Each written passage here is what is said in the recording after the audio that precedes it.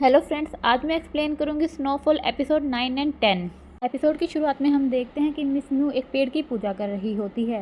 ली miss mu से पूछता है कि ये क्या है। मिस म्यू ली को बताती है कि ये हमारी फैमिली की किस्मत है। फिर मिस म्यू ली से कहती है कि मुझे शीन के बारे में और भी जानना है।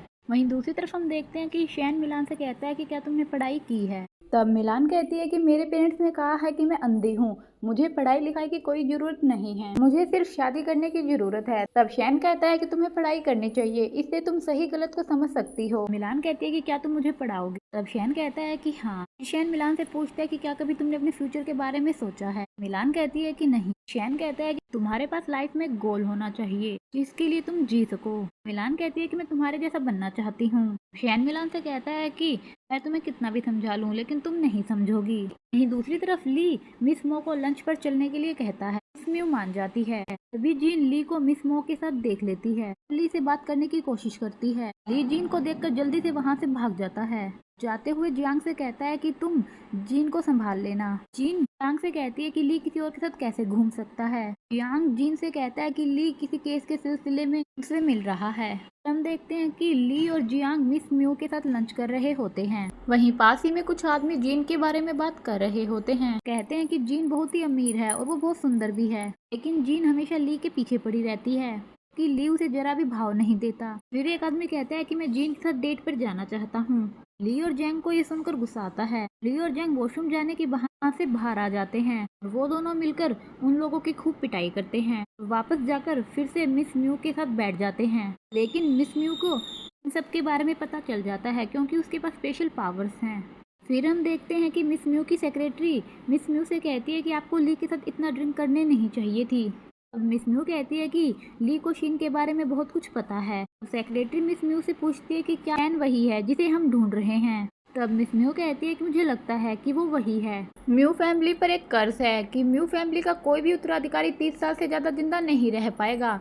मुझे हर हाल में इस कर्ज को तोड़ना है, मैं हार नहीं मानूंगी। फिर हम देखते हैं कि शैन का आदमी शैन को बताता है कि शहर में कुछ लोग आए हैं जो कि काफी मिस्टीरियस है और उनके लीडर का नाम मिस म्यू है और वो आर्मी चीफ से भी मिलने गई थी। फिर शैन अपने आदमी से पूछता है कि मिस म्यू लीवा अभी कहाँ रहती है। शैन का आदमी शैन को मिस म्यू लीवा का एड्रेस देता है और फिर रात में शैन मिस म्यू के घर जाता है और वहाँ पर तलाशी करने लगता है। शैन को वहाँ पर वही पेड़ दिखाई देता है। शैन जब उसे टच करने की कोशिश करता है तो शैन का हाथ जल जाता है।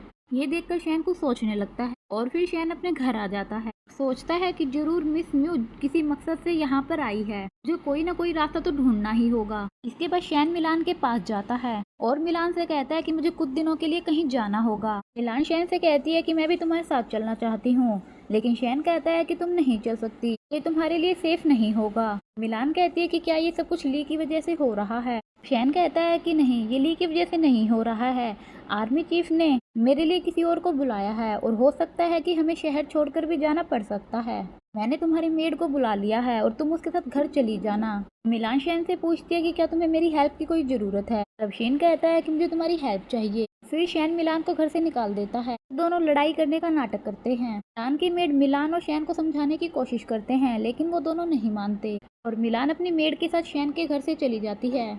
घर आने के बाद मिलान की मेड मिलान से कहती है कि शैन तुम्हारे बिना नहीं रह पाएगा, तुम्हारे पास जरूर आएगा, तुम चिंता मत करो। फिर मिलान अपनी मेड से शैन के प्लान के बारे में बताती है। फिर हम देखते हैं कि ली का आदमी जियांग ली को बताता है कि शैन यहाँ से चला गया है और शायद वो वापस भी नहीं आएगा।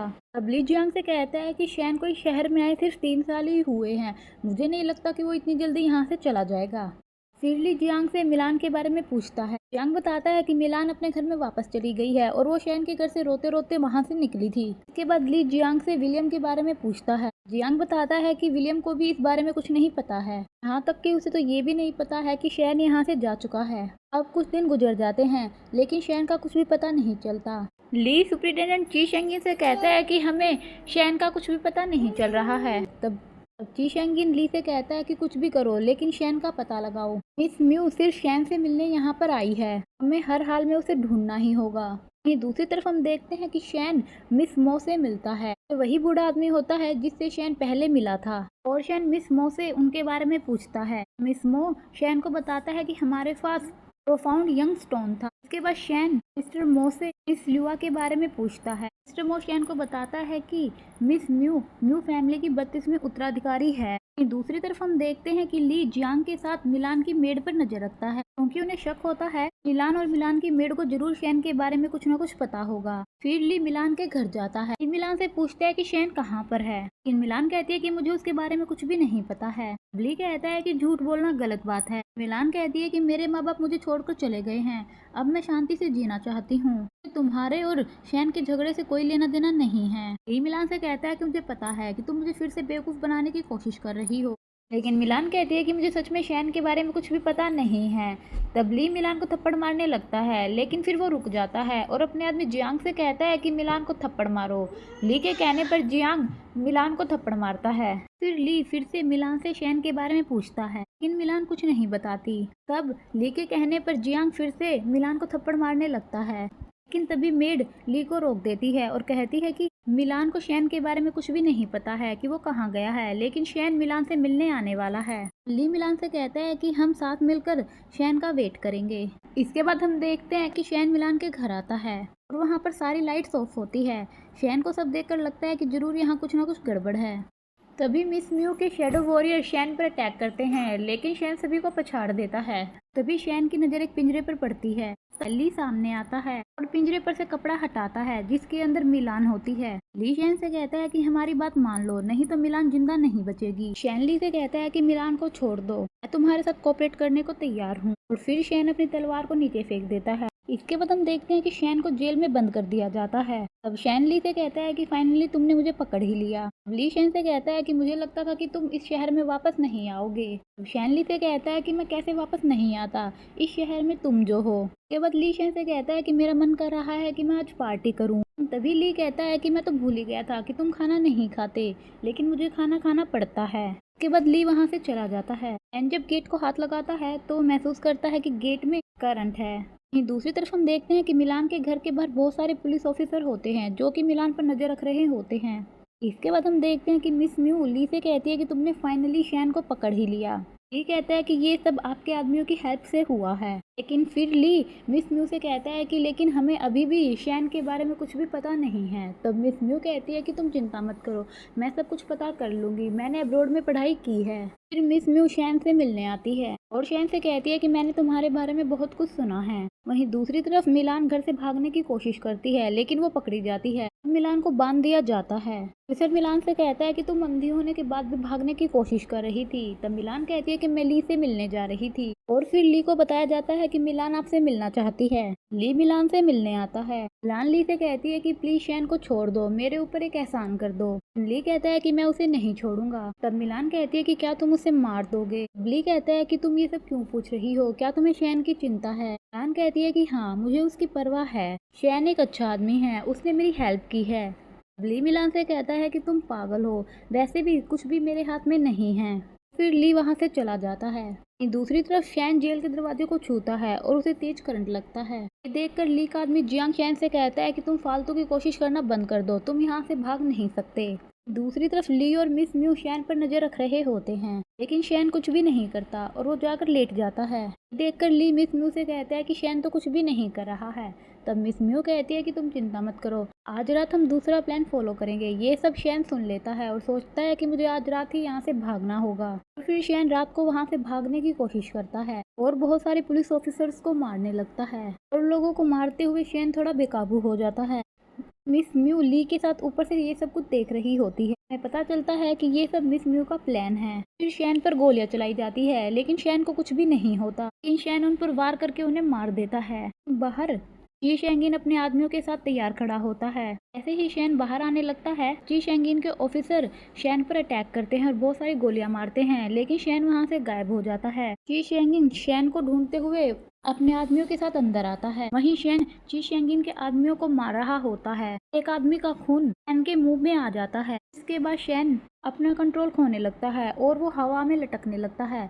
ये सब देखकर ची शेंगिन बिल्कुल डर जाता है। ली शैन को पकड़ने का ऑर्डर देता है। तभी शैन ची शेंगिन पर हमला करता है, लेकिन तभी मिस म्यू बीच में आ जाती है और अपने हाथ में पहनी हुई रिंग शैन की तरफ करती है, जिससे शैन बेहोश होकर नीचे गिर जाता है। शैन को एक लोहे के जाल से पकड़ लिया जाता है, उसमें करंट होता है। वहीं दूसरी तरफ मिलान अपने घर में रो रही होती है और शैन के बारे में ही सोच रही होती है। फिर हम देखते हैं कि शैन को बांध कर रखा जाता है और एक मेडिकल टीम शैन का चेकअप करती है। वहीं पिंजरे के बाहर से ची शेंगिन ली से पूछते हैं कि क्या शैन एक इंसान है। तब ली कहता है कि मुझे नहीं लगता कि शैन एक इंसान है।